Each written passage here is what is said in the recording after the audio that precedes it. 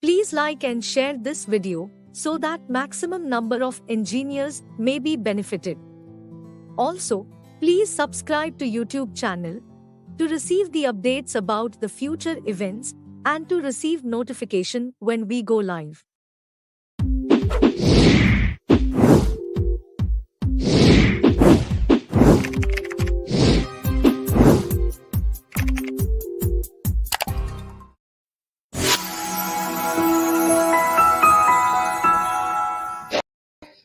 Hello, and welcome to this unique live technical discussion series. So today we will be having Umesh sir with us, and he will be sharing his exciting journey in the structural engineering field for more than 50 years.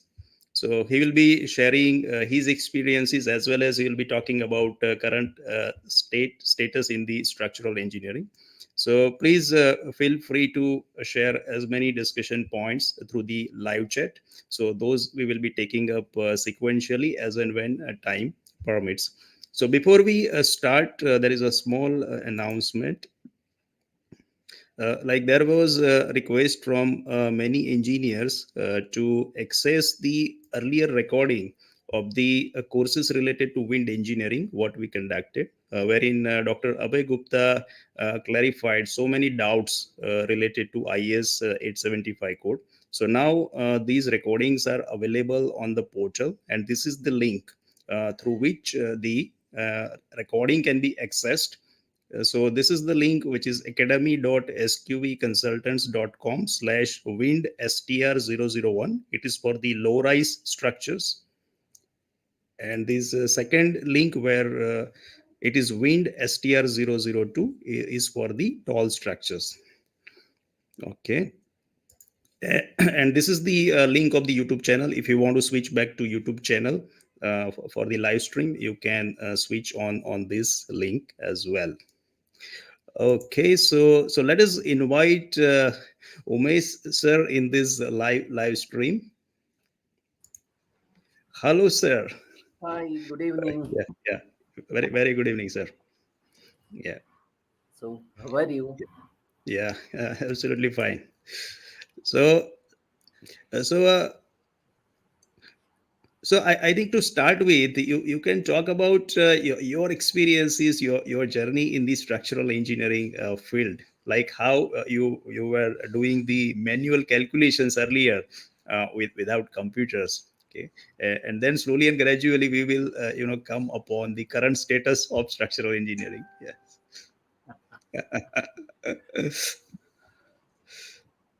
Uh, yes, sir. Yeah. Uh, actually, uh, let me put it this way that I'm more a civil engineer than a structural engineer. I'm having been in projects all my life, designing various kinds of projects. To me, becoming a civil engineer was more important than being a structural engineer because ultimately the idea is to design a structure. There's Right. no second thought about it. But the impact of the other disciplines from civil engineering, like geotechnical engineering, concrete technology, analysis, detailing, was also a very important part. Yes. And hydraulics, which was another important part because I was involved in circulatory water system, hydropower plants, or any of these kind of things, which again you had to design structures, whether it was piping in concrete or a steel or instrumentation, or when you come to HVAC. So knowing structure by itself was not adequate if you Yes. have to do it in terms of holistic approach to a project where it was a pavement design or a retaining wall design. In fact, retaining wall itself can be so thrilling because in one project, uh, we have it's a museum of retaining walls. There are 10 types of retaining walls, and when this was done in mid 90s, with depending upon situation, right from masonry retaining wall, short heights, to reinforced earth retaining wall, which was 15-meter height. So you find everything, and we could save roughly about 2 crores on that project only in retaining wall in Great. mid 90s. So a retaining wall by itself can be a very exciting uh, standalone structure, which can be of great help. Like staircase, you can design staircase in 15, 16 ways, and it is not just a staircase.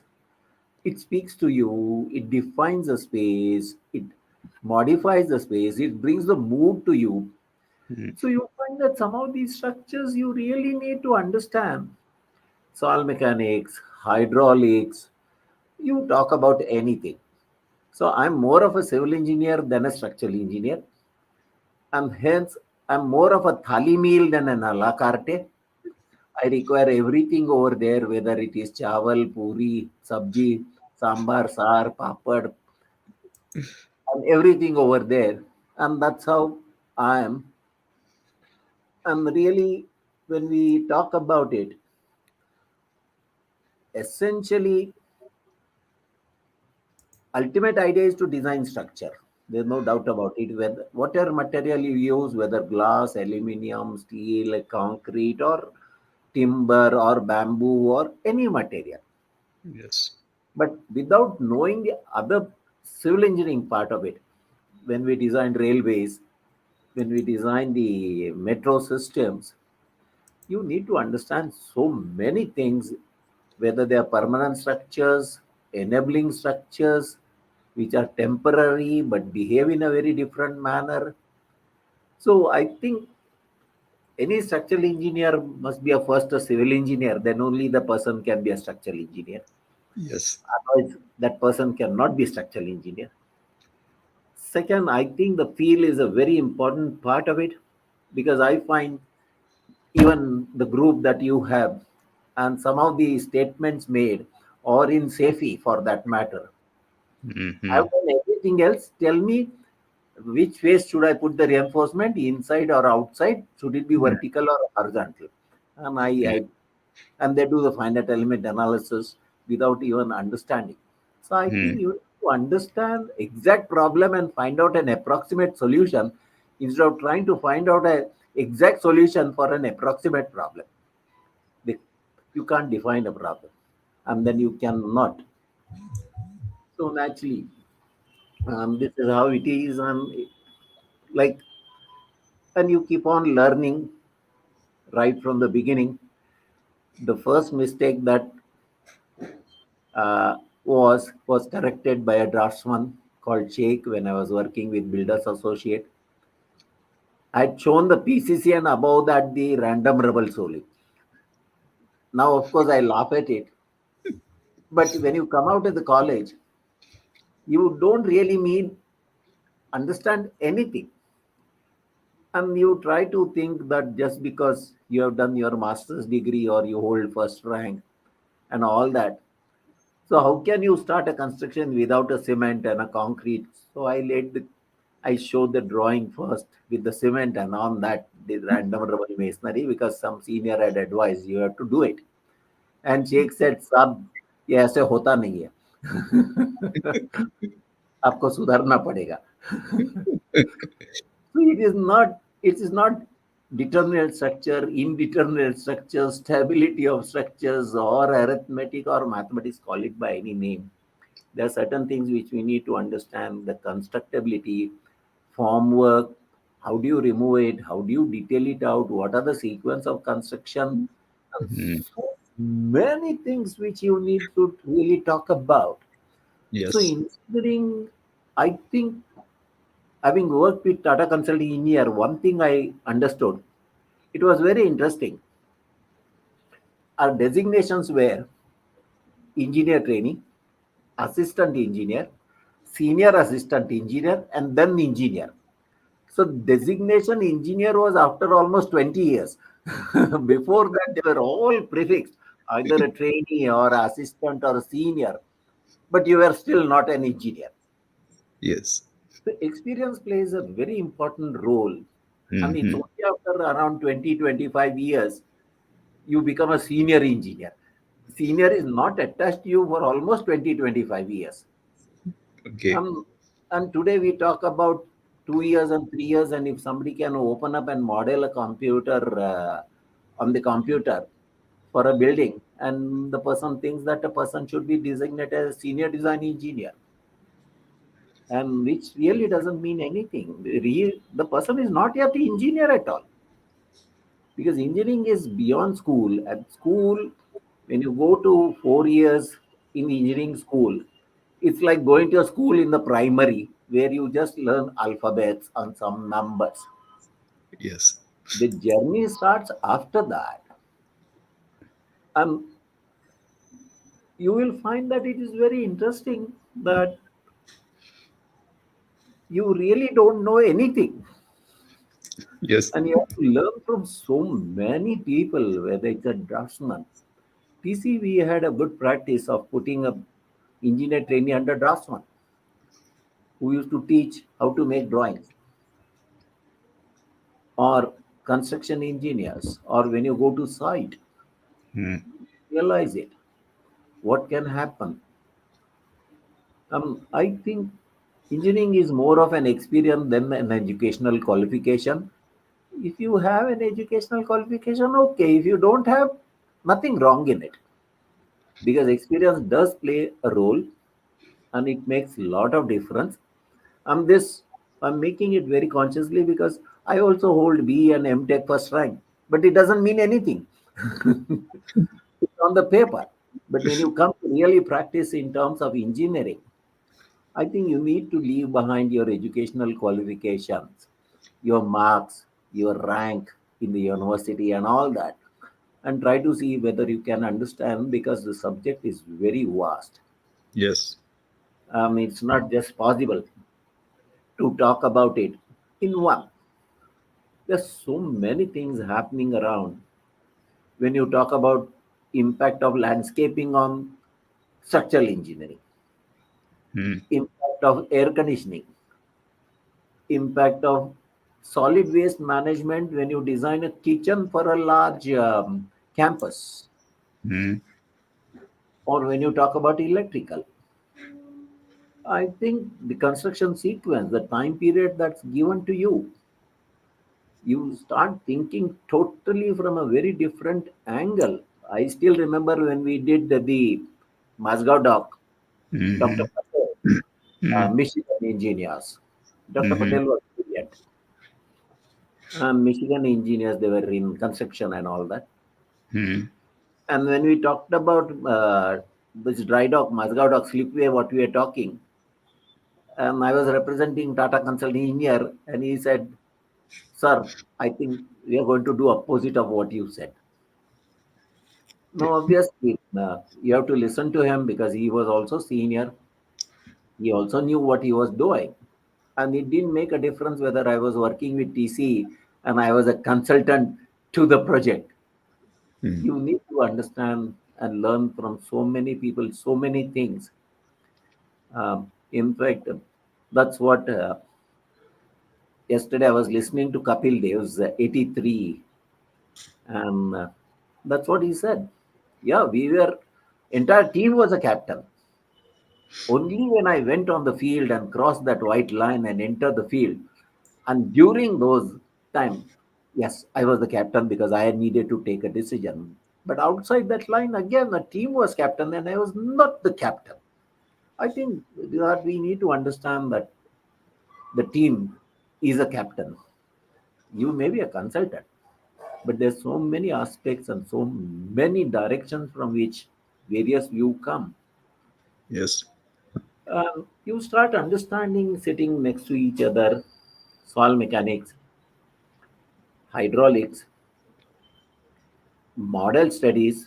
I was involved in the hydraulic model studies for intake structure, And then you start understanding the dimension analysis, which we never even think of it. You talk about detailing, you talk about construction, you talk about material science to understand material, what is to be done, how to go about it. And you find the VA field is so vast. So when you look at structural engineering, which is essentially starts with stability, then you come to the strength, then you come to deformation, and then you come to ductility. And that's the process really what you go through, whether you are in diploma, you do determinate structures, come to V, you do indeterminate structures, come to masters. So you understand the subject, and hopefully you understand the subject better, though we only graduate. We pass our exams and we don't really become an engineer at all. And you find, having been in Bombay, if I look at and coming from the area Girgaon, which is one of the old Bombays near Chowpatty, Opera House area, I lived in Opera House. You find buildings around you are 100 years old, 50 years old, 70 years old. And that time, what was done? Nothing. You did all structures, when you really look at it, you designed it as a determinate structure between two support that elements was designed, whether it was slab between the beams or beam between the columns, and the columns from one floor to another floor. It was not as a system as such. And those buildings still exist. 1968, Koina earthquake.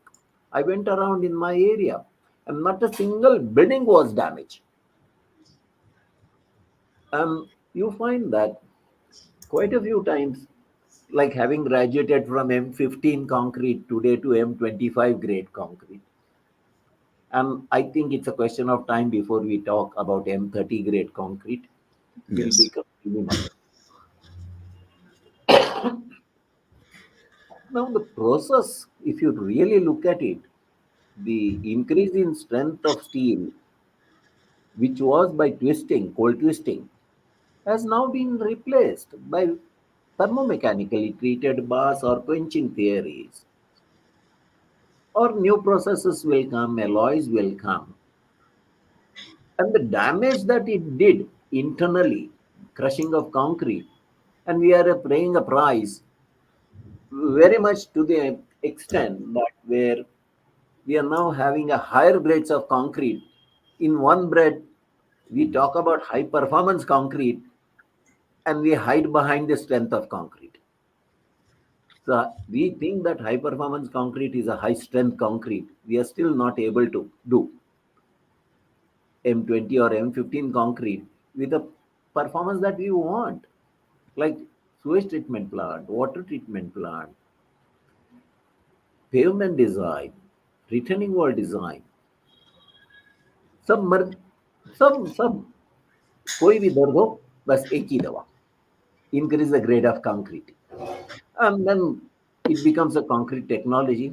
Today most of the people, when you talk to them, they can explain you why cracks in the concrete, wind velocity, high temperature, higher exothermic reaction, and this and that. But tell them I want to cast a concrete without a crack. Can you tell me? And no, nobody has an answer for that. And they'll talk about the form work. They'll talk about so many things, the various issue, differential deflections. There's so many aspects what we can really talk about. And when you try to learn, it's such a vast field. I doubt whether anybody can really talk totally in one way as a structural engineer, because I don't think there's any structural engineer at all. Unless you really understand civil engineering and the other aspects of it. If I take distinctly hydraulics as a separate subject, yeah, that is as a fluid mechanics. But ultimately, when you have to design a structure, you need to understand hydraulics because I was involved. in circulatory water system optimization for a power plant. And now, when you really want to understand and optimize, are you optimizing a structure or are you optimizing a system? So naturally, I love hydraulics. I understand hydraulics fairly well. We have used hydraulic jump when the alignment of canal went wrong and the water had to jump the canal to go downstream was higher than the upper stream. And we have used hydraulic jump. We put a gate. People came to beat me. They said, "You are stopping the water." I said, "No, I am seeing that water will rise." And when it jumped, people were surprised that hydraulic jump works. But the structure had to be designed for that, or whatever you do, whether it is soil mechanics. Like, very interestingly, in one of the projects, in the same area, there are two very big, important colleges, very big. And client, in his over enthusiasm, asked both the institutions to do the soil investigation for the site. This was 81. Two basement, ground plus 8 storage structure, hotel building. One institute gave a bearing capacity of 8 tons per square meter. The other institute gave 22 tons per square. How do you choose? Baby was in my lap and I was a consultant. And both are of higher schools of learning. I mean, because my knowledge level is not so much where I can question anybody. Mm. So you needed to understand not just the testing of the soil, the relevances of each of the test and the interrelevances of each of the test. Because if I get this from this test, what should I expect from the other test? And if that test does not show that, then that there's something fudging around going on. So I started looking into soil mechanics, and ultimately I came to a conclusion: bearing capacity of soil is around 39 ton per square meter, Oh. and not just 8 or 22. Obviously, I didn't have the guts, so I talked to a lot of my friends. Uh, BRS, Professor B.R. Srinivas Murthy, who used to be with Institute of Science earlier, he was the head. Dr. Rao of Nagadi Consultant, and other friends like Dr. Naik. I said, "This is what my theory is here. Do you think?" He said, "Fantastic. Only thing is, I find that your courage has come down. You would have specified 45 to 50 ton per square meter. Why are you stopping at 39 ton per square meter?" Now, whom do you take it? Both Mm. were school of learning. One is 8 ton, other is 22 tons. I was of opinion 39 ton. Okay, I'm a novice. I don't understand soil mechanics, so my perception of risk and gamble was totally different. But when others supported me, yeah, and we did that building with 45 ton per square meter bearing capacity. Oh, wow. So what happens is, if you are designing a structure, it is not that. Even at that time, the client said, "Umesh, go ahead with piling." I said, "No, I don't want additional agency to come in. We do not have that time frame. I will not get a specialist into this." Then he said, "Umesh, what's your problem?" I said, "My problem is my ego. And if you think that I can't accept a challenge, then I don't think I'm worth getting into a project at all." And that was a stubbornness where I think we came out successfully well. You start understanding soil. Then we had a problem in a marine structure where an industry had come to stay. Now, this was sometime in September. They had come to stay. They were to get into operation. It was a chemical industry by December. And their effluent disposal plant was not ready. Mhm. Having spent that time, which was probably mid or early 70s, so many crores of rupees, hundreds crores of rupees, You can't allow that industry to stop. And there was a big committee which was called. And again, same thing. We had a lot of researchers. Karaikudi was there. Miri was there. All pisciculture, all that affects the marine life. Everybody were there. And I had called a fisherman for the meeting. And believe me, 3 days we discussed, and everybody was looking for their pound of flesh. If you give me 5 lakhs of rupees, I can do this research before I can tell you what is the effect of this on pisciculture or marine life or steel corrosion or on concrete or how to do it. And they required 3 years to do the research. And we didn't have 3 months where the effluent had to be discharged. So I Yeah. got hold of this fisherman and I said, boss, बल्ली लगाएगा क्या समुंदर में? हाँ, उसमें क्या है? कहाँ तक जाओगे? सब 100 metre? No problem. And on the western coast, the dip is 1 in 15, unlike eastern coast, which is 1 in 40. Well, all this I had to learn because there's no way out because you're delivering the project. What have you to do? You have to understand the sea, you have to understand the continental shelf, you have to understand the waves, what it means. And ultimately, we drove Casurina poles, made a temporary structure with the use of these fishermen. And in next 1.5 months, we had a 100-meter jetty to take the temporary pipe support to discharge the effluent. So sometimes I think our knowledge is our impediment. We are educated so high, we can only think about problems. We cannot think of solutions at all. Yes. And we are so stuck in problem that solution is standing and dancing in front of you, but we do fail to recognize the solution because the problems are need to be defined, and we are educated. No, we are highly educated people. So you make the problem as complex as possible instead of trying to make it as simple as possible. Right. I think we are making our life of engineers like the way earthquake code has gone around, the steel code has gone around. I'm sure IS 456 also will be in a similar manner where whatever I have been reading, even to choose a cover, I think it's going to be an exercise. And we are really talking in terms of making it so complex that all the practicing engineers will have to stop working totally and open up a research field. There's no way out. No computer can help you. And coming from an era where even calculators were not there. Yes.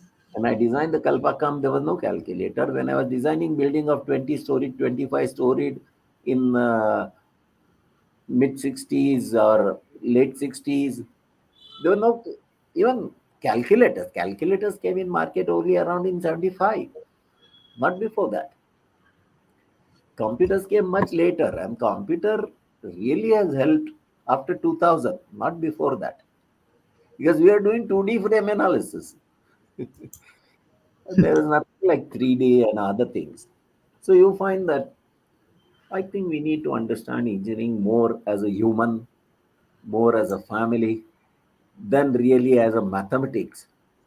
And I think the more and more we get into mathematics, we will have serious problem of not understanding engineering. We may understand mathematics. We have no role to play. We think that constructability has no role to play.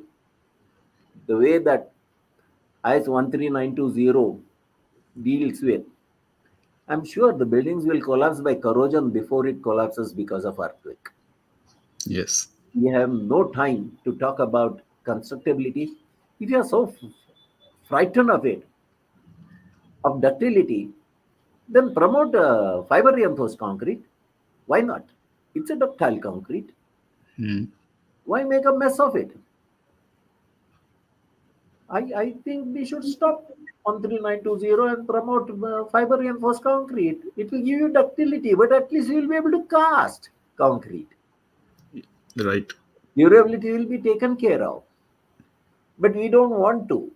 I think we are making a mess of engineering, in my opinion. I think with this remark, we we don't understand waterproofing.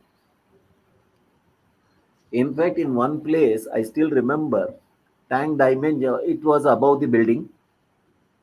Tank dimension was 12 meters by 7 meters, and gap between the bottom of water tank slab and the top of terrace was 300 mm. And they specified you have to do waterproofing. God only knows how anybody can do waterproofing. Can you apply? No.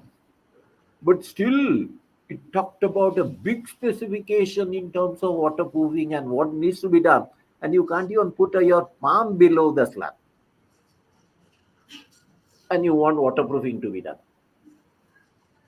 I think sometimes we forget the purpose is to build. And if we do not make that conducive, then I think we need to understand, having been from the sports, we had three different categories, very straightforward. When you come from the sports, there are three fitnesses which are absolute required. One is physical fitness, yes, all of us agree. Next is medical fitness, yes. And third is mental fitness. Because Yes. at that crucial time when you really want to take a decision on a project, it's a tough time. Just because somebody is medically fit or physically fit cannot become a sportsman. You also need to be a mentally fit. In that, may not be offensive, but aggression, yes, you must be able to take it. So structure also we need to identify. Are we really talking in terms of, first of all, stability? Then we'll talk about the stability, strength. Then we'll talk about the movement or the deformations. Then we'll come to ductility. Here, I think we have taken ductility first, and we are not really bothered about can you construct. You cannot construct M40 grade concrete, no problem. But I have taken care of ductility.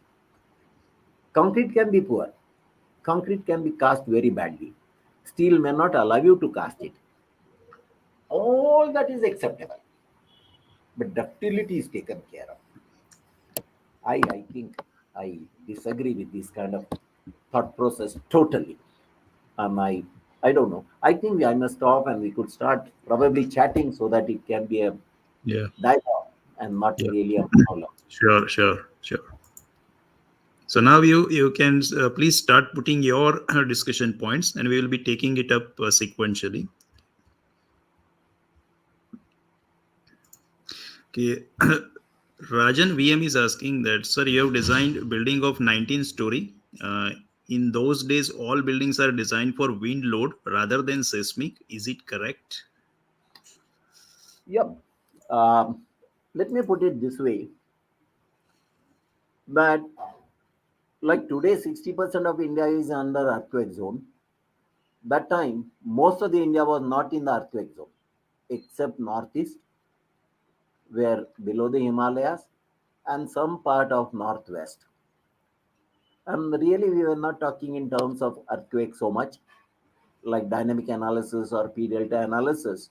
We are taking it as a portal and doing it.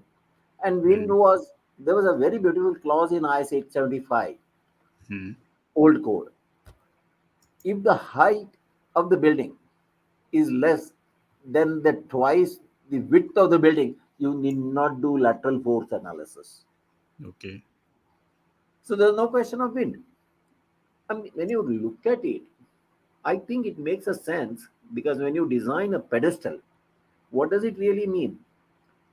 Height of that element is less or equal to 3 of the dimension in which you're talking about. That means the shear deformations took over, not the bending deformations. It was Yes. more of a shear and not really bending. Then we Hmm. talked about columns up to 12 height, where bending was there and shear was not there. Yes.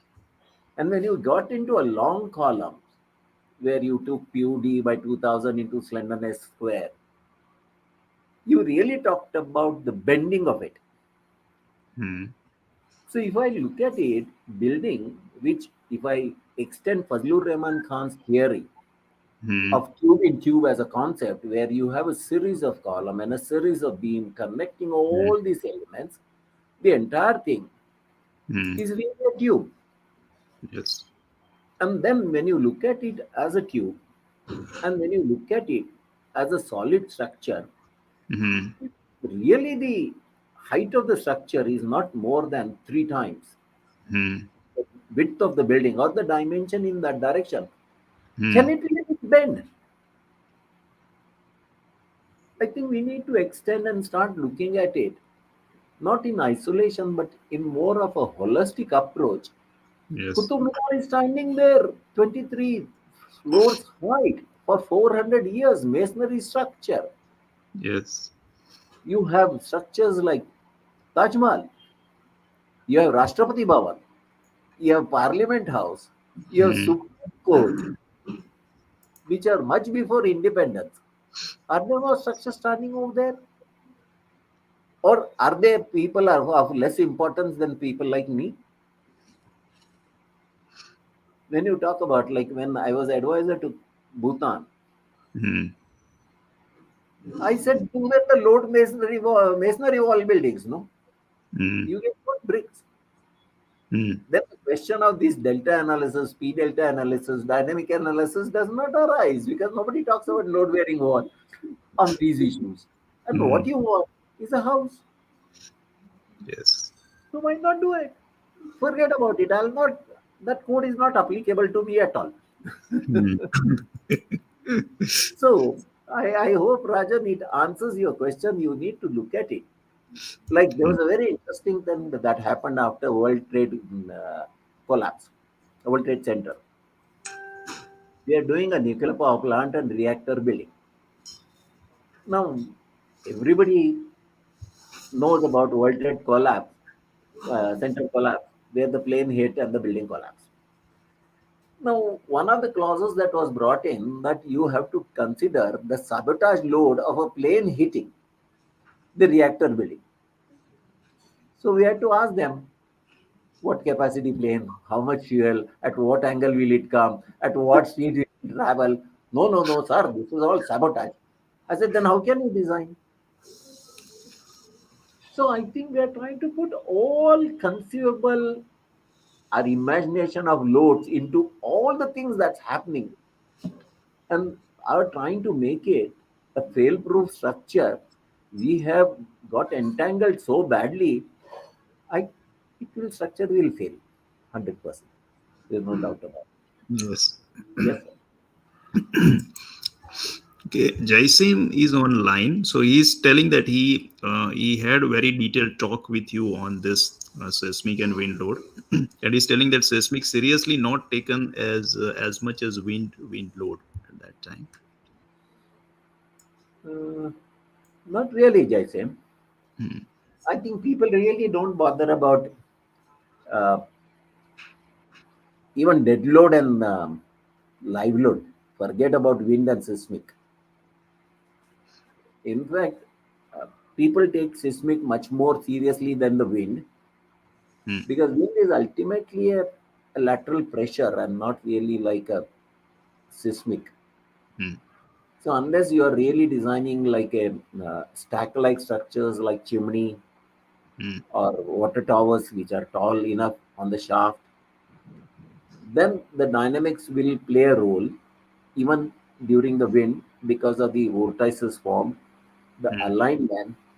When we design the chimneys, obviously you need to take care that the vortices don't get formed, and Hmm. then the oscillation of wind due to the wind and the structure failure. So I think seismic is taken more seriously because we are more talking about buildings and Hmm. not really in terms of other structures. And in normal buildings, I don't think wind really governs as much as what we think about. It being a transient load, and when you really talk about strength part of it, your you can exceed the stresses, When you talk about the deformation, obviously, uh, engineering cannot be done if there's no relation between stress and strain. And if the stress, allowable stress increase is allowed, deformation increase also is allowed. mm, mm, And the question of ductility does not arise in wind unless you are mm. designing really the towers. That's what I feel. Yeah. Okay. Rajan is asking, sir, in intake structure near seashore, what is the fish escape velocity you assumed for design? Is it 15 meters per second? No, no, no. It's only 1 meter per second, because when you really design uh, fish, and when Mm, you take a intake structure, when you try to draw the water, mm, larger fishes can swim across the current that it gets developed. mm, The smaller fishes cannot swim across because that's not the strength that they have. And mm, depending upon the area where you try to, like East Coast, has a mm, literal drift problem. mm, West Coast doesn't have. And the literal drift on the East Coast is mm, seasonal between December mm, and June. It flows from mm, north to south. But from June till December, the literal drift is from south to north. mm, And it happens what's called as a white horse line. mm, So you find that about uh, 250, 300 meters away on the east coast, where the shelf line would be around 1 in 40 or so, unlike in mm, western coast, where the shelf mm, would be continental shelf will be around 1 in 15, 1 in 10, 1 in 15, 1 in 12. You have to go longer because the waves will start breaking, which breaks at 0.78 times the depth of the height of the water. So, velocity, if you are looking at it, depending upon the area where you are, if you have a smaller fishes, then probably you keep even zero point 0.3 meters per second. But if you have, depending upon the distance at which you go, the depth to which you go, the shoals of the fishes at a shallower depth are smaller size fishes. But when you go a little deeper and uh, inside into the sea, the fish sizes are much larger.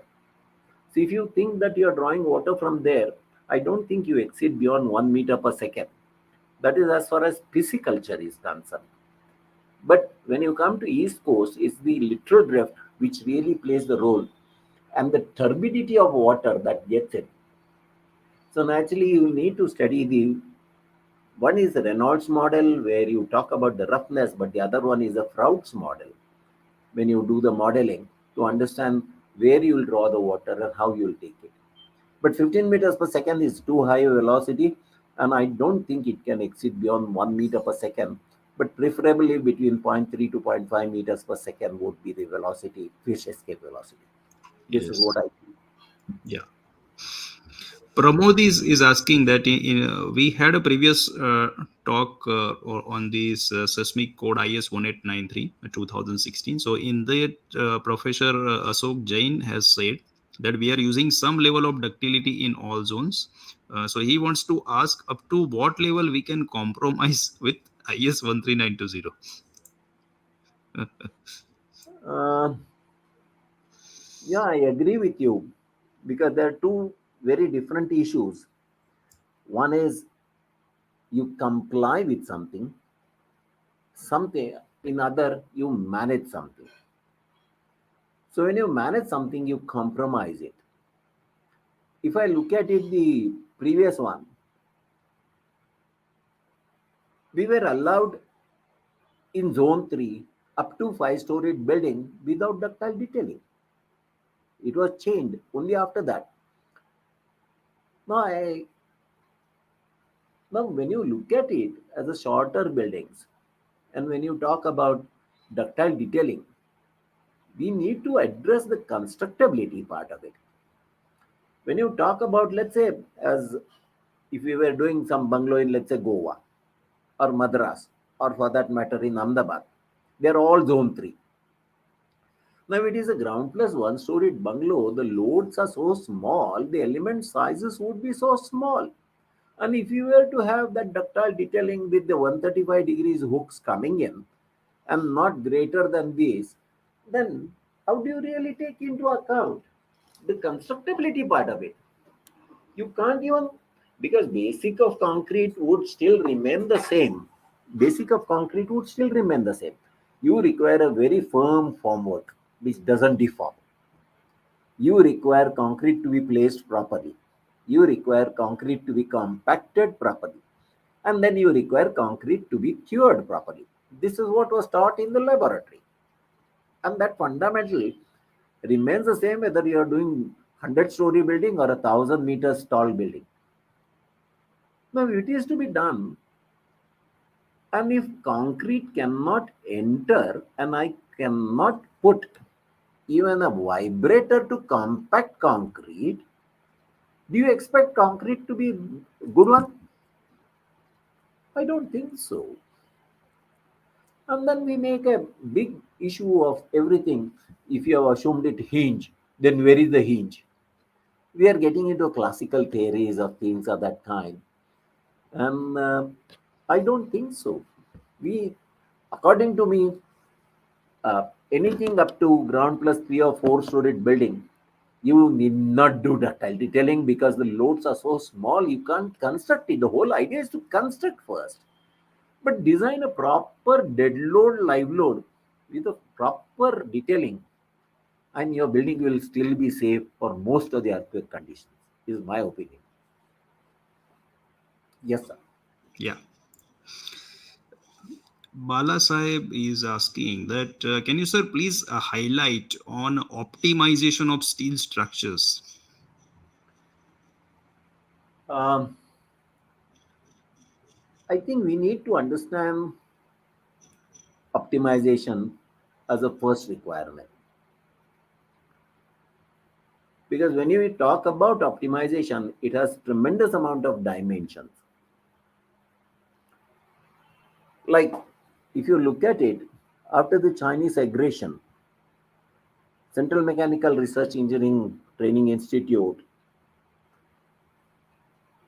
came out with a book called Open Web Structure and Castellated Beams. Idea was to promote use of steel, but idea was to minimize the use of steel. Both were contradictory. They wanted to popularize steel. So open web structure, which was written by Bosley, probably one of the best books I have seen it. And I don't find any books coming like that now. Either castellated beam or open web structure. Open web structure was one of the finest. And when you talk about optimization, there are 4 factors which need to come in. One is, what is it that we are trying to optimize? Is it a time? Is it the consumption of steel? Is it the cost? Or entire process will become a research process? Like when we were asked to do a building, now we were given 10 months from the time the site was identified. And they said, this is what the site is, and our building should be commissioned in next 10 months. Now, when you say that, we require at least 1.5 months to do preliminary design and some tender documents to quantify materials. We require 2.5 months to do fit outs, air conditioning, interiors, electrical, and so many fittings, tables, fixtures, toilets. That leaves only 6 months. So we decided to raise the column right to the rooftop and come down from bottom to top, rather top to bottom. Hence, we cast the staircase first. Now, in this, anybody would say, sir, that means that you took the column to that height. What happens to slenderness ratio and what happens to cost? My cost was not a criteria. My cost was I had to finish this building in next 4.5 months. Incidentally, the cost may be a different issue because there's so many dimensions when you talk about optimization, economics. They have so many dimensions. There are certain structures like when we did Vanagbori thermal power plant. Uh, it's next to the Mai right bank canal at near Godra. Actually, it is Vanagbori. That time it was 6 units of 210 megawatt. Now we were told by the irrigation department they'll close the canal only for 24 hours to do our intake structure. Now the optimization in terms of resources, time was the resource which needed to be optimized. And there was no question of looking at cost. There was no question of identifying any other way of doing it. So I think when you talk about anything in terms of optimization, we need to seriously look at various other parameters which come. In fact, in one structure, when we started, uh, again, that building had to be finished in something like 12 months or so. Now, we thought of doing a steel structure which is we can handle it by crane and we get into erection instead of construction board. But when you look at the dimension of the building, the crane capacity required was 300 tons. So that at the tip, you can still fix up about 10 tons because the capacity of the crane would decrease as the load goes towards the tip.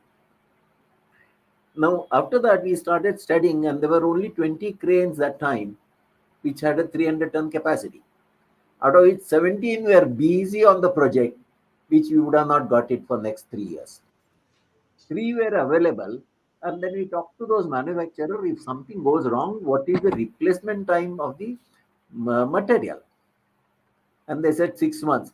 Then our project would have gone to toss. So there's no question of using that technology at all. And still design in a manner where you could not afford to have 300-ton capacity crane, not financially, time wise. So when you do a project, there are a lot of aspects which really come in, and it is not just engineering, it's beyond that. Like when you do metro,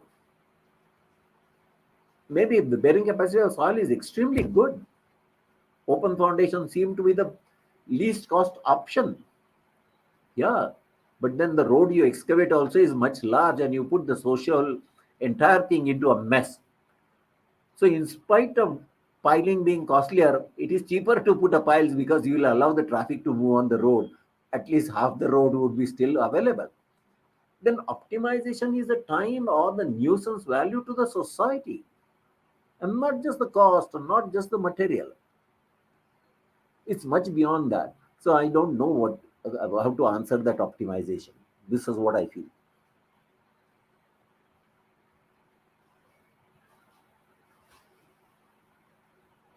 Sir, can you suggest any book for HSS to HSS connection, hollow square section connection to hollow square connection?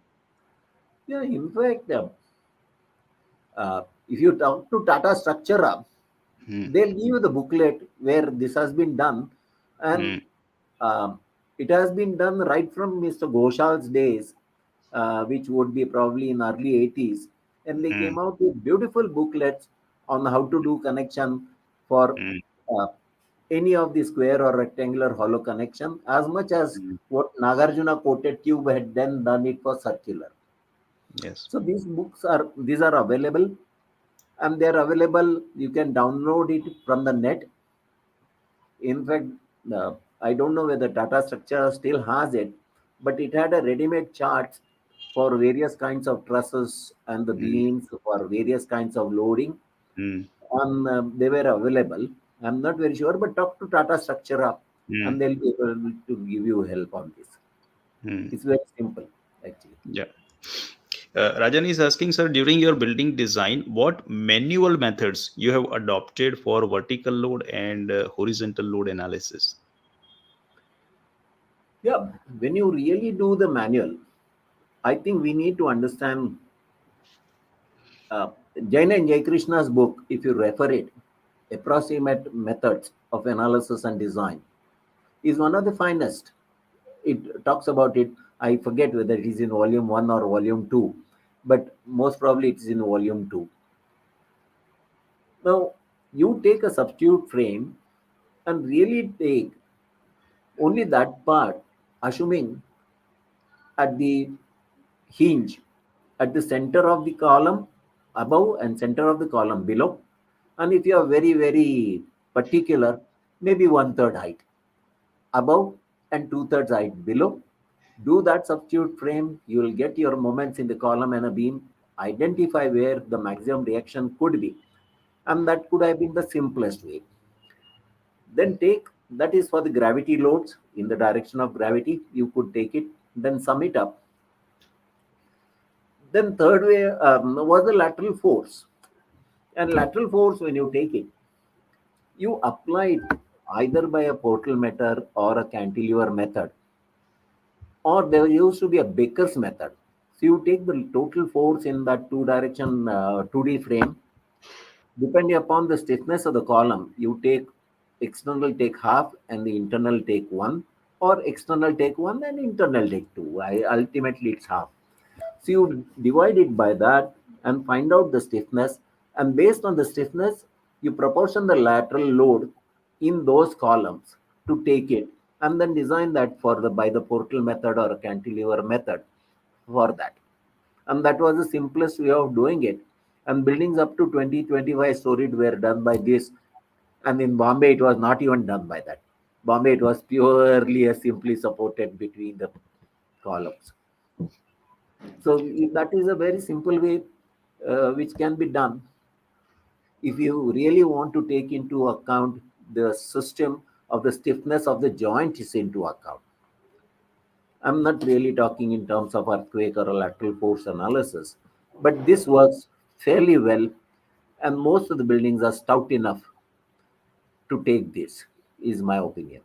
And it's Yeah. really good. In fact, one simplest way was always that most of the buildings of the residential type of buildings like hotels, hostels, hospitals, residential building, they all have a lot of walls. And they have columns facing which are closer because they're all defined into a certain room.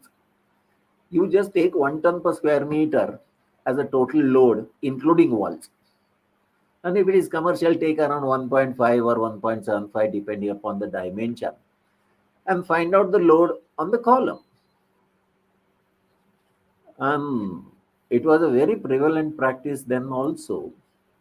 So, but this, I think, is a good method where you can design it for a gravity load, a straight way of taking substitute frame. And obviously, the assumptions are that spans are almost equal. They're not, one is 40 meters and the other one is 3 meters.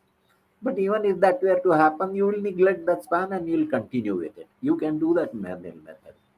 It's fair, good enough. Yeah. Yes. Yeah. Junaid is asking, sir, how to be based in the respective field? It's $1 million question. I think there's a very beautiful song. Hmm. Movie was Jagte Raho. Raj Kapoor is very well known. Motilal was actor. He brings and comes. जिंदगी ख्वाब है, ख्वाब में सच है क्या और झूठ है क्या, भला सब सच है. In that, the first stanza was wonderful. दिल ने हमसे जो कहा हमने वैसा ही किया, फिर कभी फुर्सत से सोचेंगे भला था या बुरा. So I think you have to understand your heart and listen to your heart and decide. And then when you get retired at some time, then you decide whether it was bad or good. But until then, keep on going. There's no, I don't think there can be an answer. If Sachin Tendulkar were to sing or Lata Mangeshkar were to play cricket, no, I think their heart did what they want. Yes. And that's what Kapil was so forthright when he's thing. He said, my English was terrible, but Shrikant's Hindi was terrible. And we merged very well because both of us didn't know any language. And people used to make a fun of it and we accepted it. That's their way of looking at it. Right? So I think it was a wonderful thing. I think, don't bother about, there's no best. Best is what your heart tells you, and that's the best. And do it. Yes. जिंदगी उसी की है जो उसी का हो गया, प्यार ही में खो गया. नहीं? Yes. Wonderful song Great. from Anna. Great. Great. Samir is asking, sir, can you please talk about crisis of civil engineers' low salary, which would result in dying of civil engineering profession? Um, yeah, the salaries have been low for quite some time. In fact, I started with a salary of 100 rupees a month when the government salaries were 340 rupees a month, because that time it was supposed to be a recession. And I wanted to be an engineer, there's no question. And I wanted to be in the field of design. So you accept that, yes, this is what the life is all about. And I still remember the first job offer that came from Dubai and Singapore. Singapore also had become free. Dubai also had started around 69, 70, 69. My salary, they offered me 2000 rupees. And I was getting 100 rupees a salary a month. But that was a sales job. And I said, I'm not leaving because I want to be in the field of design. Same thing happened in 74 when I was getting 780 rupees salary. 760. 760. And the offer was 15,000 rupees from Saudi. And the person asked me, what's your qualification? So I said, I've done my M.Tech.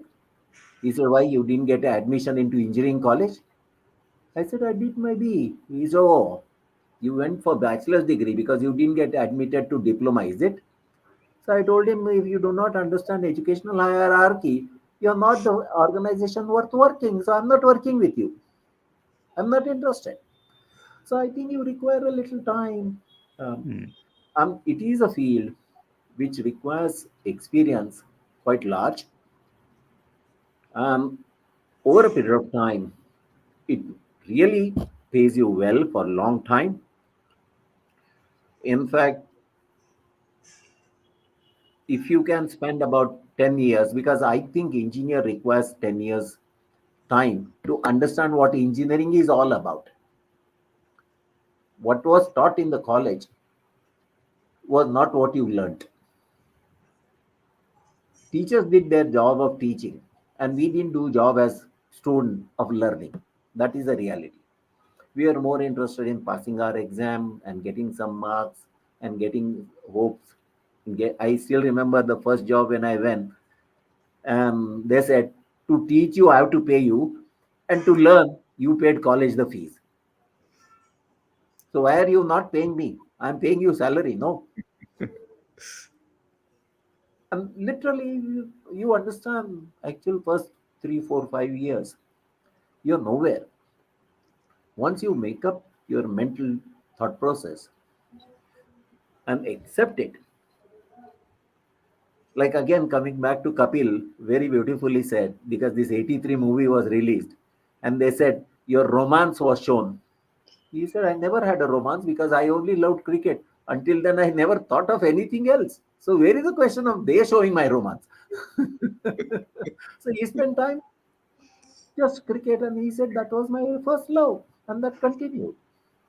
So, same way happens if you learn civil engineering, if you want to be in this field, you accept that next 5, 10 years. Yes, but after that, the curve is no more flatter. The sharp rise is really there.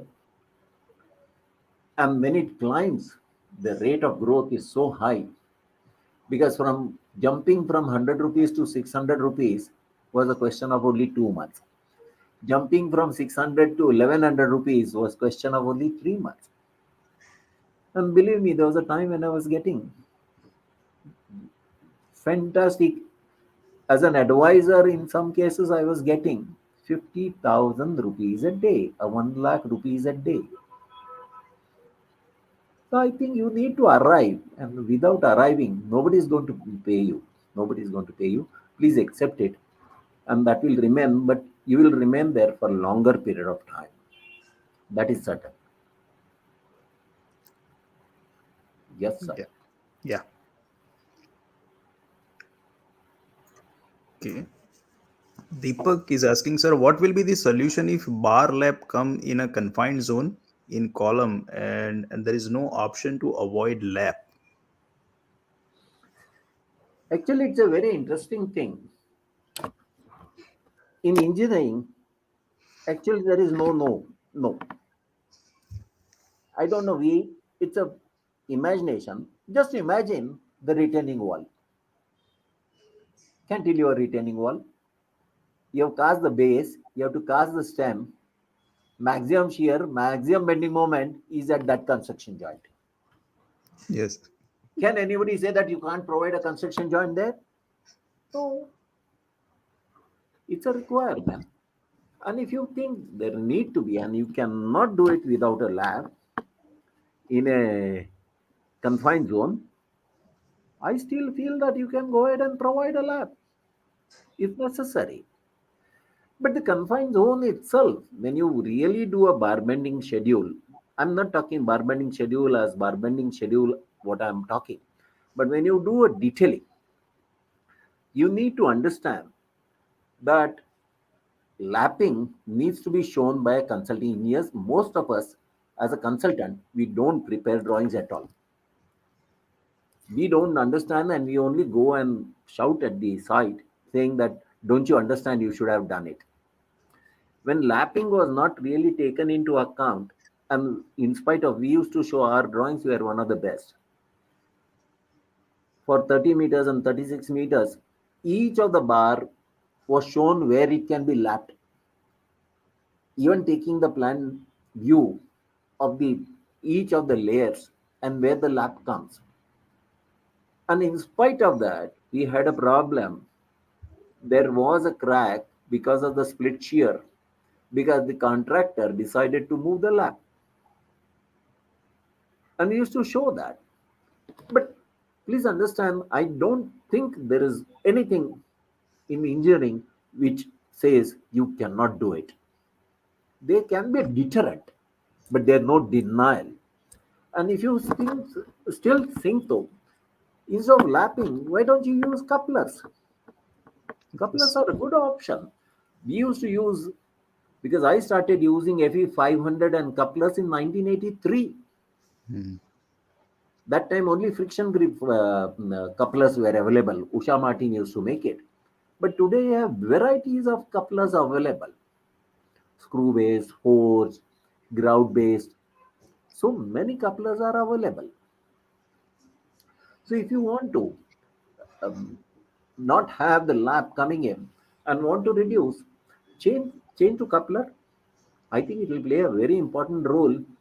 And if you still want to provide that, but I am of the opinion, like when you look at it, if you want to lap 100% of the bars, which are stressed 100%, then lap length has to be 2 LD. That is what the code says. In actual tension, not a bending tension, your lap length is twice LD. Otherwise, it is 1.7, 1.7, 1.3, or 1. So you need to decide where you want to. But one thing is very sure, there's nothing like no in engineering. Everything is acceptable. You Yes. need to find a solution for that. Yeah. Yes. Okay. Dr. Ajay is telling why. Oh, thank you so much. Chandragupta is telling what should we focus either on manual design versus software? Okay. Manual designs give you a feel of the structure, and you start playing with it. And then once you get a confidence that, yes, what I have done seem to be right, Go ahead and use software, because software can take a lot of parameters into account, which manually when you're doing it cannot. But one thing you have to tell computer very clearly, boss, I am the boss and not you. I will decide. In fact, I can uh, share with you. SERC were the first one to come out with a software for structural analysis. Dr. Ramaya was then the director. uh, Vaidyanathan, who wrote a book with Srinivaslu on machine foundation, Vaidyanathan and Surya Kumar, they developed the two software. One was Mixtran and the other one was Infran. And it was available for 2000 rupees in 82. And Surya Kumar himself used to come and train people for 1 week in the office. So first 4 days when we sat down in my office, because when we bought that, we were the earlier one to use computers and softwares. This was 82 or 83. And then Surya Kumar said, sir, our software has a tremendous limitation. First 4 days, I also sat along with engineers from my office. And fifth day, then I told him, I don't think there are limitations. This is the way you can come about. And then we took, whether it was Basler or Baika or Sigola or Chung or whatever they are, and then analyze the structure and how do you really look at the structure and how you feed the data to computer.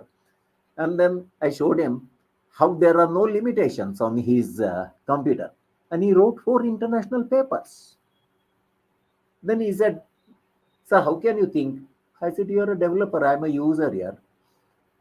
I need to use it, no? So I need to find out, if I'm in a traffic jam, I need to find out the road from where I can escape. Otherwise, sit there in the traffic jam. I can't afford to do that. And if I need to do it, then I need to find a solution. So I think to some extent, manual design calculation is a very important part. There are 3, 4 issues which will remain, which we cannot afford to forget. Like, where shear force is zero, bending moment is maximum. We can't even forget that statement where it changes. Couple is distance between the two forces acting opposite direction. There's so many those areas. Area of the shear force diagram is bending moment. Some of these statements which are taught in the college, the importance of that is never understood. Neither the faculty members try to make it, neither as a student we could have appreciated it. We were not matured enough to understand and accept it. Now there was a windmill foundation. The repair agency came and they said, sir, we have taken the core test instead of M30 grade concrete. It's only M20 grade concrete. We have done the soil investigation report we have taken. They have improved it with micropiling. Now the bearing capacity is 21 ton per square meter. I said, fantastic. What is the load on the foundation? And what is the moment? So moment divided by load is the eccentricity. And if you don't want entire base to be in contact with the soil, then it has to be 6 times the eccentricity. Should be the size of foundation. So if the eccentricity was 10 meter, foundation size should have been 60 meters. Your foundation size is only 8 meters, no? So why are you doing your all non-destructive tests and soil investigations? And this is only takes 2 minutes, rather 2 seconds. So some of these issues I think we need to understand. Or when you do a variable girder, like I still come from a school of thought, best way to send a force, because I am the traffic manager of the forces. I need to tell the element, boss, you'll go as an axial force, you'll go as a bending force, or you'll go as a shear force. They have no choice. Because I'm the traffic police at that junction. I will decide that element I want it as axial force member and not as a bending member. I don't want the shear force member. I want you to go as an axial force. So best if you can design with the axial force, it'll cost you the least. Next is bending.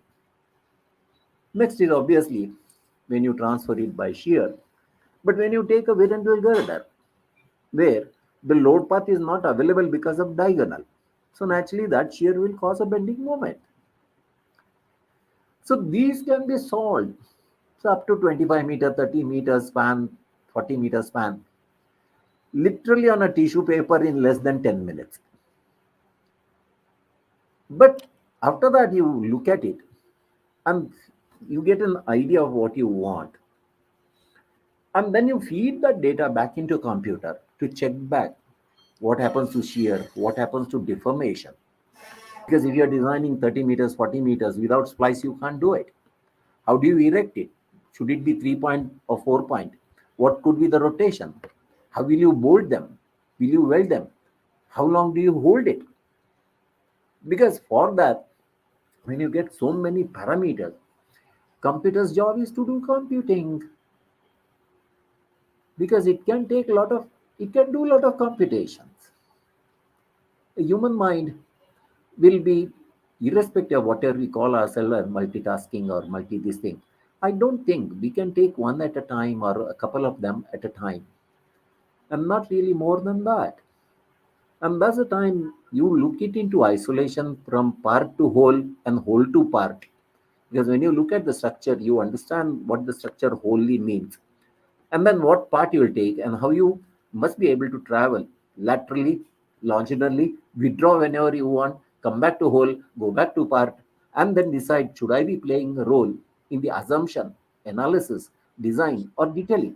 You could decide the detailing first, that I will do this. And based on that detailing, you identify the assumption that you want to consider. Yes. So within these four parameters, you decide, will I play a role with assumption, or will I play a role with design, or will I play a role with detailing, or will I play a role with analysis? You decide and then get in. Like we had this problem, rivets. Now when you look at the rivets, it used to occupy the hole completely when you press it. So there was no question of slippage. And that's where high strength friction grip bolt come in. Because if there's a movement, then the assumption made is no more valid. So if you have to replace a rivet which might have corroded, you have no choice except to use high strength friction grip bolts. You cannot use nor a high tensile bolt, because those tensile strengths were not very high, but it didn't allow the movement. So I think you need to start looking at it and start understanding. And once you understand, then it's a very beautiful game. तू ऐसा बोल डालेगा क्या, तू ऐसा fielding लगाएगा क्या, मैं ऐसे छक्का मारूंगा यार, तू तेरी फील्डिंग कर, तू बैटिंग कर रहा है ठीक है, मैं बॉलिंग कर रहा हूँ, तू ऐसे बैटिंग करेगा तो चलो मैं ऐसे बॉलिंग करूंगा. नहीं, जैसे Yes. सारे गम निशा, only 7 notes, but million tunes, and you still have Valmurli Krishna and Bhimsen Joshis and Lata Mangeshkars and others, Pandit Jasraj.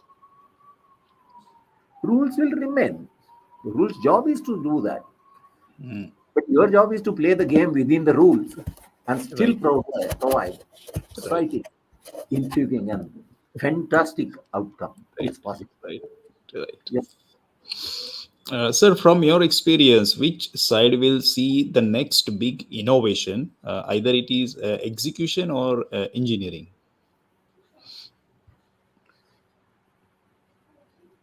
See, anything that has to come from both. Like when you decided to land on the moon, your theories had to be put in. You had to believe in your theories that this works with whatever probable problems that may come. So I think you will require a basic theories. Like if you look at flat slab, very interesting. Flat slabs were started with the contractors who started using slab and column without beams as a flat plate for quite some time. As the span started becoming larger and larger, there was no theory to back up. It was the first time American Concrete Institute wrote a code on a flat slab in 1956. But evolving was from construction and not from engineering. Then people started.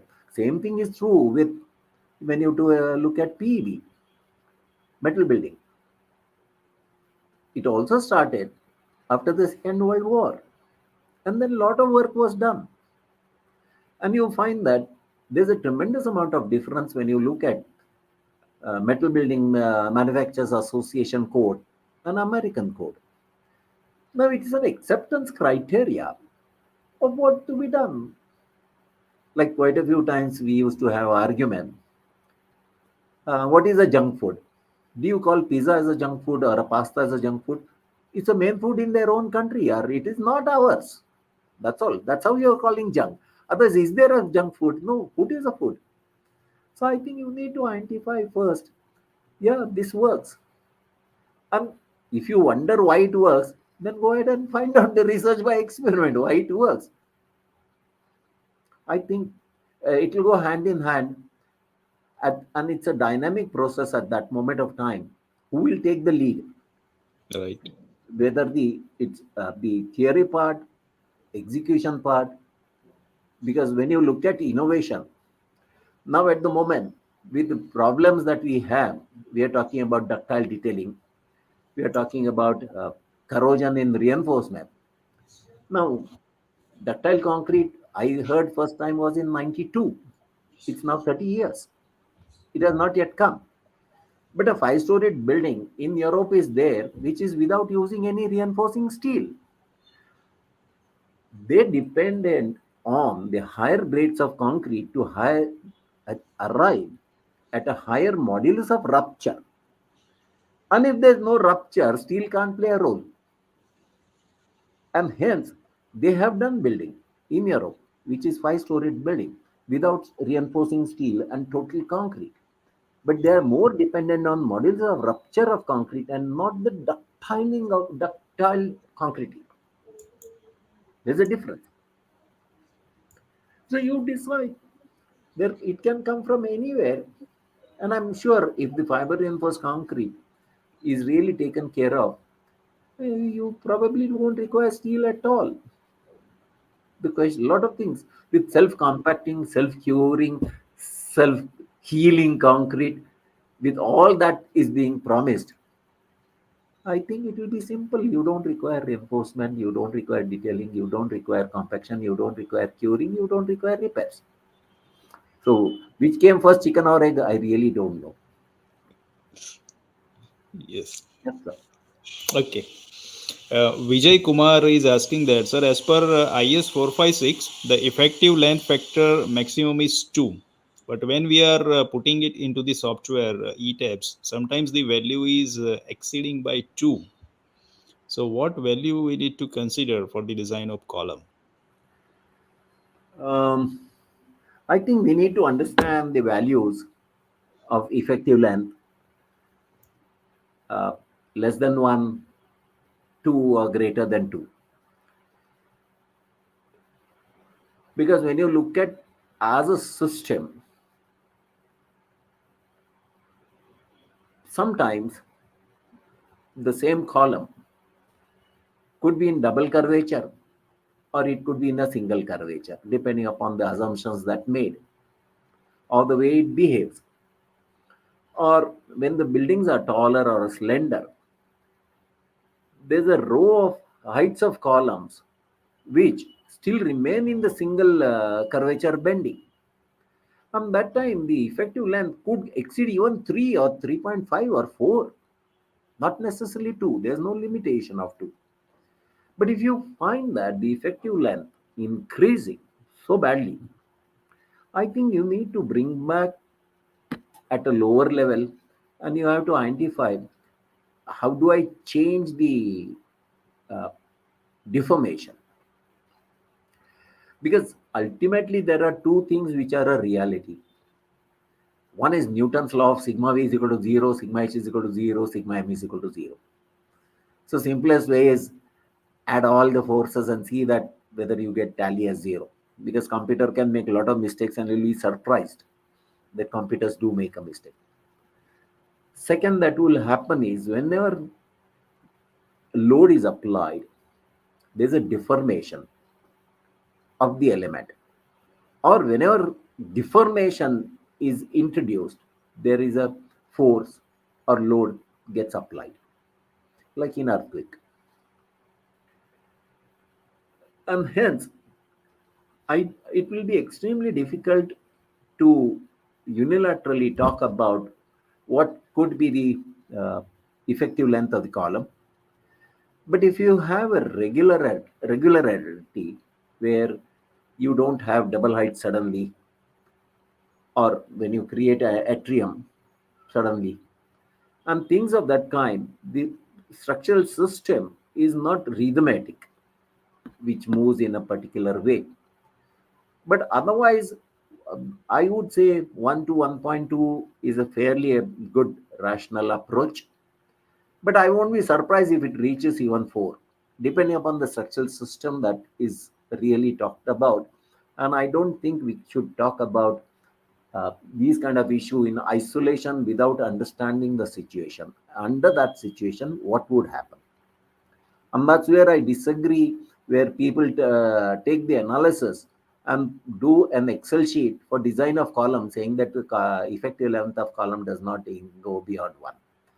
Because you are now looking at the system and you don't want to accept a system, but you want to be in isolation.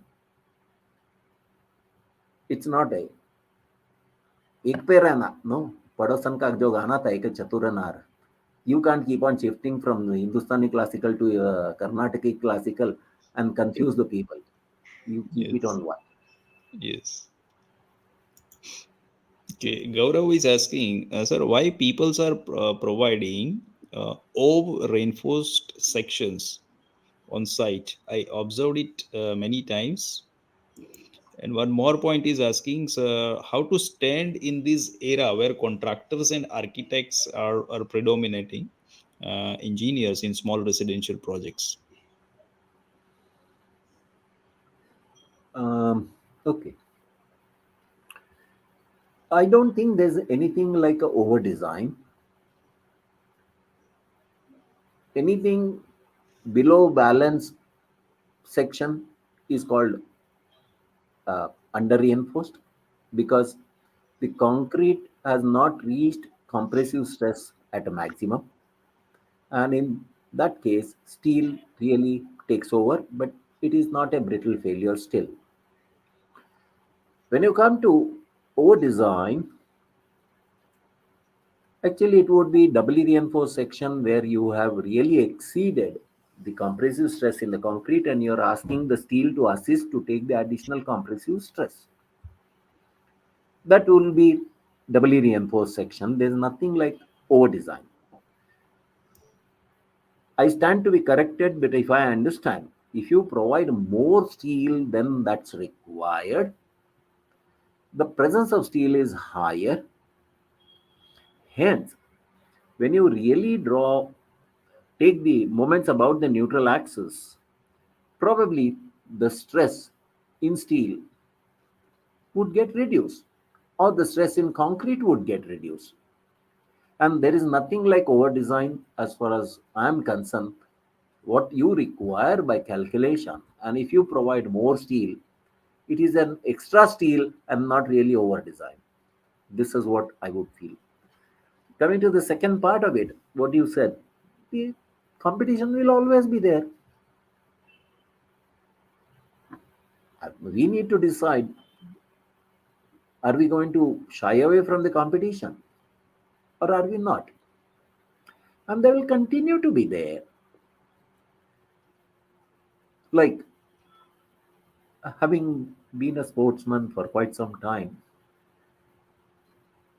playing cricket in mid 50s was more of a relaxation and more of a fun, though I played at a fairly high level. But today's cricket, when you play, out of 300 days, they play 200 days, 150 days, 200 days. It's not such a easy task. Those days, you could get maximum maybe one or two series in 2 years, a test series. So at the best, you played 5 or 10 serious cricket at a test level. Then Ranji Trophy was there, but others were not there. So competition will continue to be there. You look at the singers. Earlier, you found only Lata Mangeshkar, Asha Bhosle's, and Hemant Kumar's and others. But today, you don't even remember the playback singer's name.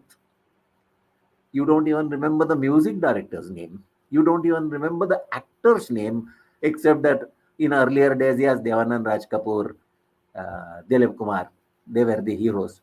But today, how many are? So competition will continue to be there. I don't think that anybody can stop. There were only 1,000 seats when I passed my engineering in state of Maharashtra. Today, 3 lakh seats, no? So 3 lakh competitors for the job also, no? So you can't shy away from the competition. It will continue to happen, and it's your toughness and your ability to make understand why you are indispensable. That is more important. So accept the competition as it is. What's wrong with it? It has to be there. It will continue to be there. And if you are afraid of competition, I think we must leave the field. No, that fast bowler bowled so fast. Who was their fast bowler? There was nobody. No, Kapil Dev was at the best medium pacer, fast, medium fast. Genuinely, today we have fast bowlers, not like Andy Roberts and others who were there. India didn't have it. No, but we had great spinners. But today, there's a competition for a fast bowler which was not there 25 years back. Today, there's no competition for spinner. Actually, there are not many spinners. So competition will continue. Batsman, any field you look at it, tennis, you look at it, badminton, you look at it, swimming, you look at it, anything. Competition will continue. I don't think anybody can stop it, except it's a natural phenomenon.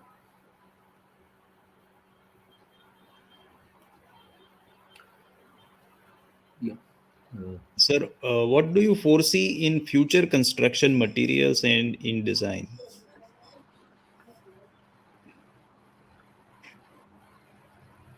I think future materials would be composites, not necessary. It could be a composite construction where it could be partial precast and cast in situ together is also composite. Steel and concrete could also be composite.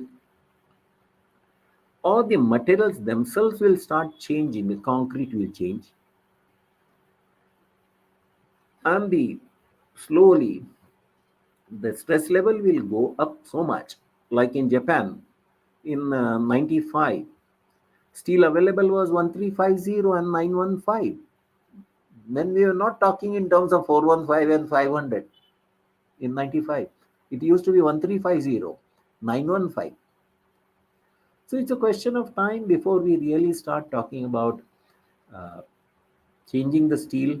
Diameter of steel, diameter bars will come down.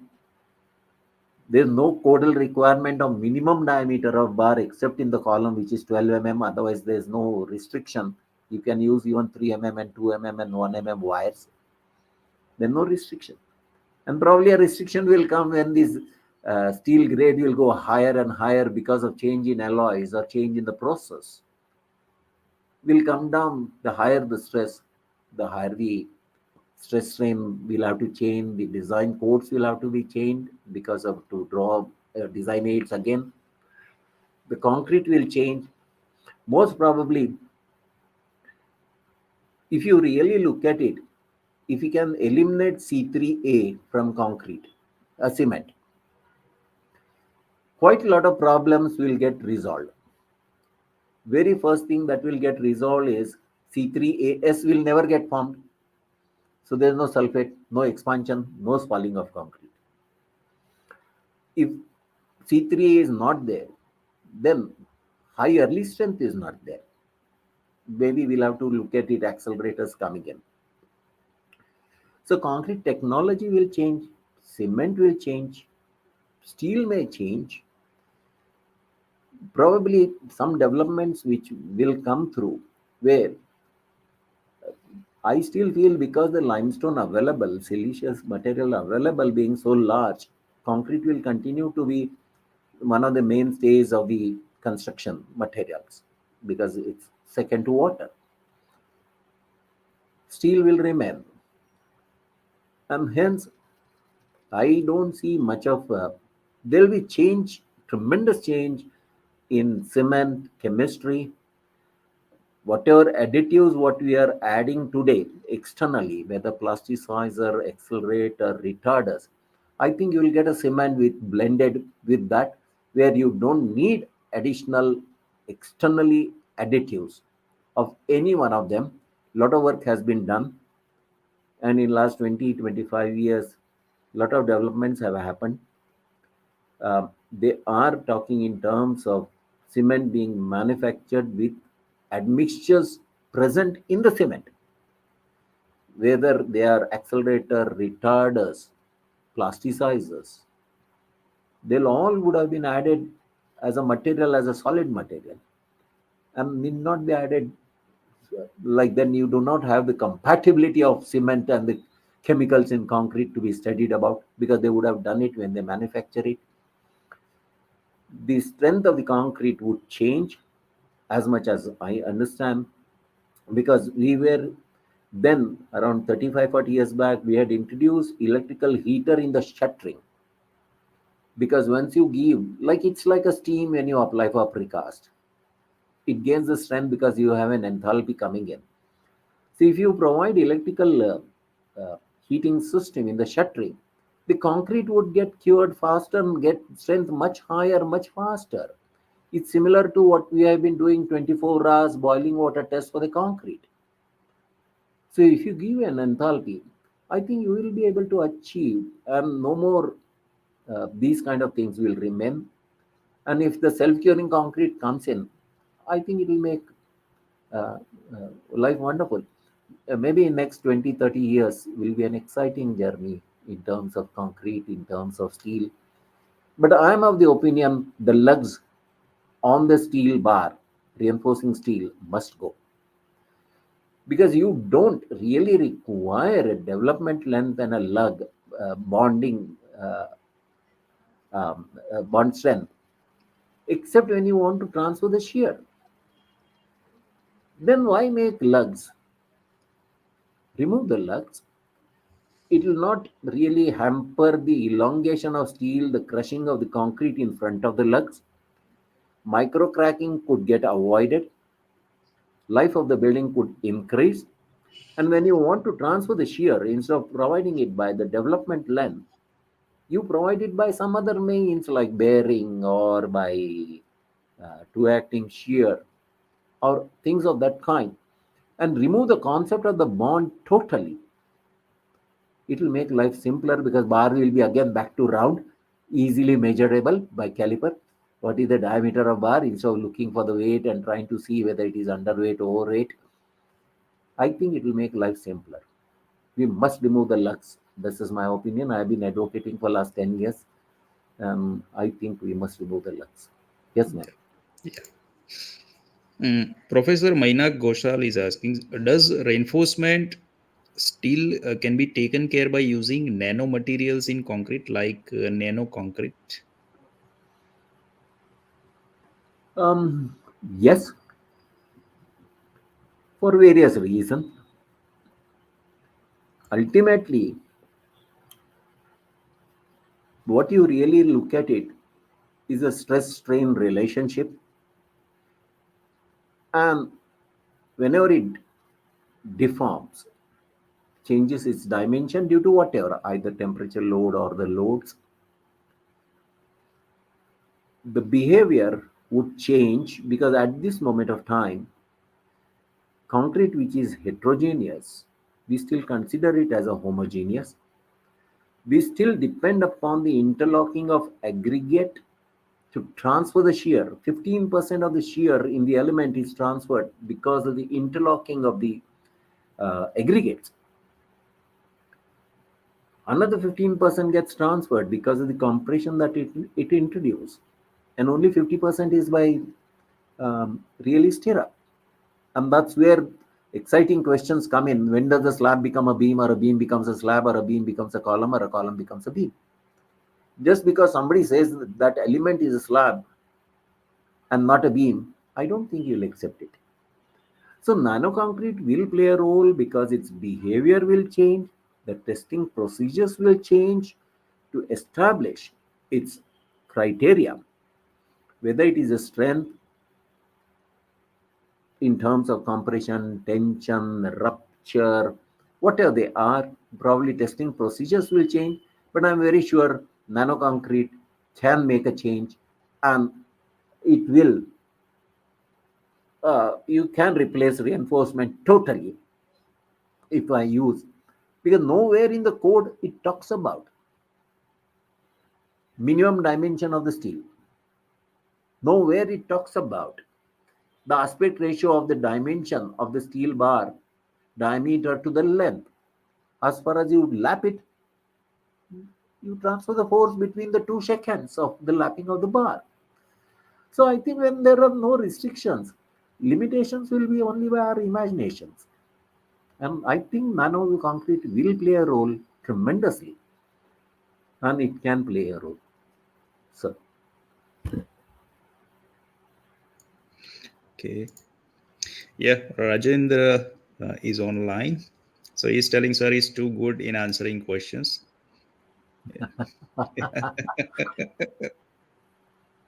yeah, Rajendra. Yeah.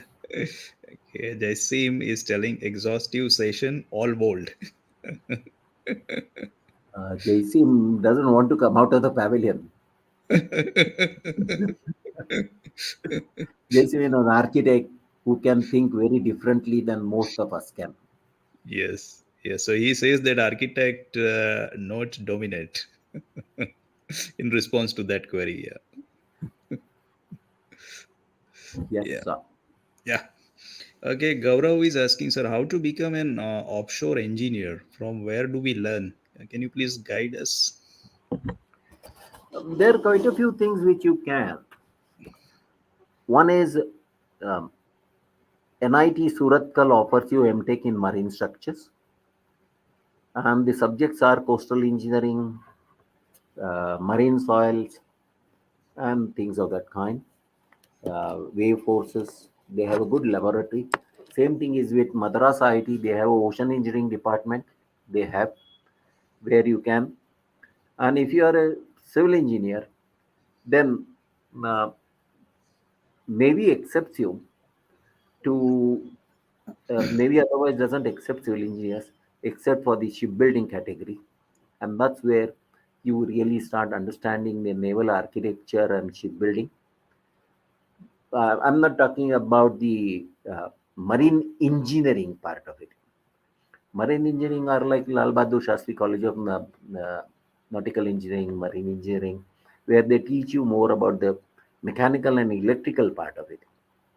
But offshore learning, you can study or work with some of them. Like I don't know whether EIL now has, but EIL started with a bang with the offshore engineering separate department. In fact, Dr. Reddy used to earlier head it. Then came Dr. Malhotra, and I don't know whether now they have a ocean engineering department now. But EIL had a very strong ocean engineering department. Similarly, ACOM also has some of these ports and harbors. They also have a fairly good um, working. Then there were another company. Some of them they were more into offshore, like Afcon has been in offshore in construction and design. Same way was with there was another company I forget. Anyway, it will strike my name. So there are a lot of things where you can do it. Masgao Dock is one. Garden Reach Workshop is there. Cochin Shipyard is there. All of these people are in there. And very interestingly, you can, if you are very keen about it, Netherlands probably is probably one of the best place. If you look at the Delft laboratories in Amsterdam, in Netherlands, probably one of the best places in the world if you really want to understand the offshore structures, hydraulic modeling, because Delft was probably the best when you really talked about when you design the pump houses and the spaces that's required to avoid cavitation or vortices and etc. So Netherlands could be a very good place. Another good place could be Korea. Korea is very good in terms of offshore structures, fabrication, erection. We were consultant to Waldel, which used to do offshore structures, and we were involved in some of these projects while designing the barges and things of that kind, or drilling platforms. It's interesting actually. Um, uh, Ocean is a very exciting structure where a lot of things play a role. Where when we had to do a barge mounted power plant, 210 megawatt, we mounted the on the barge the power plant. Then we had a heat recovery boiler to take out the heat and generate the steam again to augment it. So combined cycle power plant. So then you start studying, because ocean is also not a straightforward thing. Then what happens to earthquake, wind forces, tsunamis?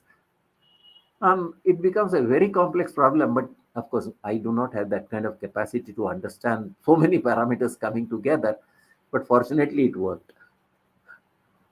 But Great. there can be very exciting things. Yes, yes.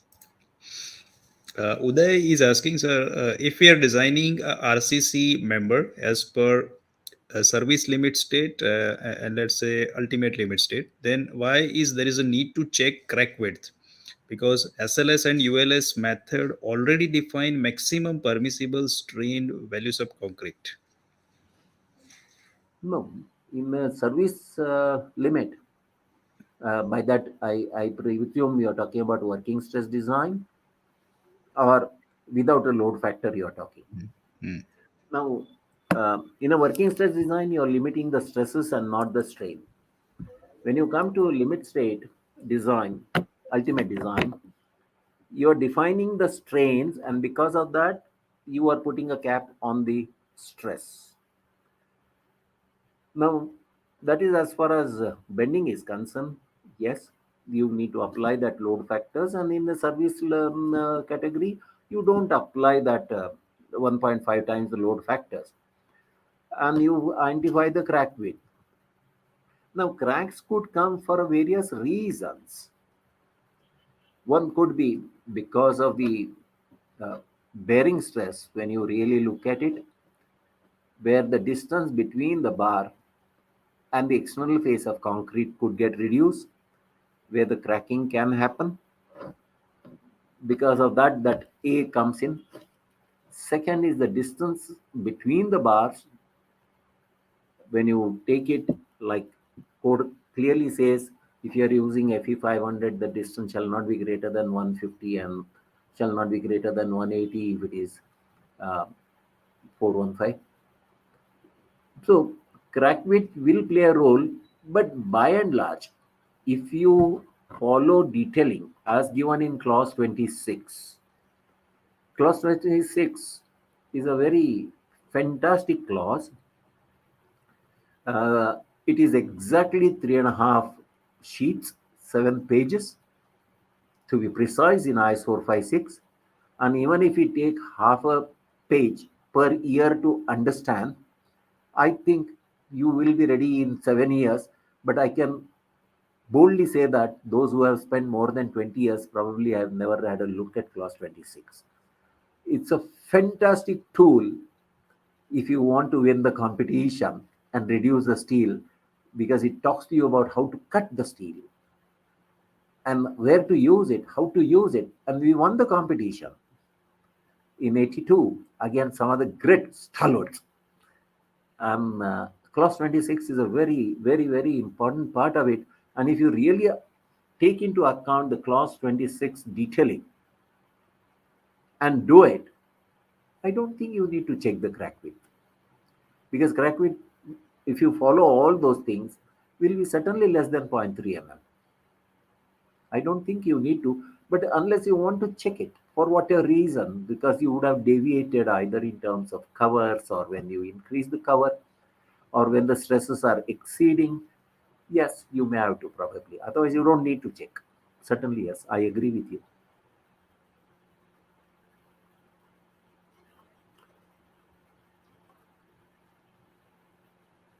Sir, what are your views on durability aspect of carbon or let's say glass fiber wrapping system for strengthening of RCC members? Can it be provided under sustained loading condition? Yeah, in fact, when you look at it, um, engineering will essentially will depend upon the relationship between stress and strain. Carbon fibers are good to increase the strength, but when you look at the stress strain relationship of the carbon fiber, it doesn't have a plateau at all. It reaches the peak and then drops down like a dead bird. What it means is it's good to take carbon fiber to increase the strength, but in terms of ductility, it's a useless material. It doesn't really contribute. Whereas glass fiber doesn't have that kind of strength, but it has a beautiful plateau. So probably ductility can be understood. So wrapping system, when you talk about strengthening of the members, you can use it for a sustained loading condition. Yes, you can. And in this, there are two, three areas where we need to really understand very clearly. We are not talking about the fire part of it because we still yet to understand the behavior under the fire when you apply these systems, especially the the agents, those are between these two elements. Second is sustained loading, which is okay, but we are not really very sure about the impact loading or a fatigue loading. But otherwise, I think you can use it from the strength criteria. You can. Yes, sir, you can.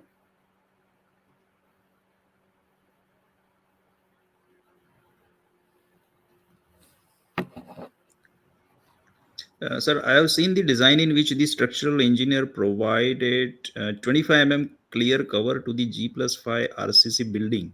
Yeah, is it correct? Uh, I presume when you're talking like this 25 cover in this uh, implies that you're talking about the column part of it and not really the beam and slab because you're defining it by the height. So I presume you're talking in terms of ground plus 5-storied building with a cover of 25 I don't know why there should be an apprehension at all because the cover of concrete really plays a role in terms of durability and hence the service life of the structure. When you look at it as a concrete, one is a strength criteria where if there is a bending moment, then d dash by d will play a role in trying to identify mu by bd square and pu by fckbd when you draw a chart for a d dash by d, whatever is the because the compression stress would change by d dash by d. Now, when it comes to strength part of it, that can be taken care of, not a big issue. Second issue would be only the durability part of it. Now, if the grade of concrete is good enough, then even 25 is good enough. Why not? But if you have an apprehension, give a protective coating, which is to the concrete, where it will enhance the durability criteria or deterioration would get reduced tremendously when the relative humidity is higher and the carbon dioxide or carbon monoxide is higher and getting carbonic acid form, and because of that the concrete becoming more acidic and hence where it could have an impact of the concrete not turning pink and get affected and the pH value would come down. Under that case, you could always take into account and give a quotation quote. It is required as far as code is concerned, it does talk about 40 mm. There's no second thought about it. But tell me, what is the criteria when you take a wall? What is the cover that's given to the reinforcement for the wall? And if the durability is a criteria which has nothing to do with the christening of the name of the element, whether wall or a column, then both should be acceptable. Because they both are really not a strength criteria, both are really a durability criteria. Under that case, the wall should have had the same cover as much as column should have had, but it is not there. So it fails to define a logic. In one case, we correlate it with the name of the element. In one place, we talk in terms of strength. In one place, we talk in terms of durability. So I think एक पे रहना नहीं भाई, ऐसा इधर भी नाचो उधर भी नाचो नहीं हो सकता ना. So I think nothing wrong in providing 25 mm. If wall is accepted 25 mm, then why not column from durability criteria? That's what I would say. Great. Yeah. Okay, so we already reached to close to 2 hours now, but still the points are still flowing in the chat box. So BP Karamchandani is appreciating this overall talk. Uh, and still there are many points coming up, so we make a plan to arrange this kind of a session in the future if time permits, right? Yeah, but by now they would have realized that I don't come from an expert category nor specialized category. I come purely from the field, and my Yes, way of looking at it is play straight with the bat. right. And I think that's what is essentially required in a current scenario, because we have to look every aspect from the holistic perspective Yes, I instead agree of with just you. yeah I agree with you. yeah yeah okay. So thanks a lot for all participants for raising very important point, and thank you, sir, for giving Thank you. very detailed elaborated answer. And I hope it must have been justified, the queries of the participant. Okay, Okay. so finally we are receiving appreciation from the participants. What a pleasure listening to you, sir. Your extraordinary intelligence and deep understanding reflects in your simple answers. Oh my Yeah. God. Thank you so much. Yeah. Okay, so thank you all. So we are now signing off. We are closing this session, and we'll be meeting very soon with many more interesting sessions. Sure. Okay, so yeah, Okay. sure. Bye. Yeah, Good night. Thank you so much. yeah, Bye. yeah. Bye. Yeah.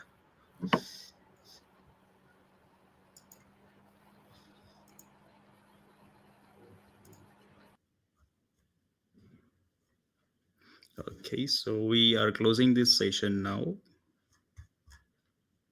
So thanks a lot.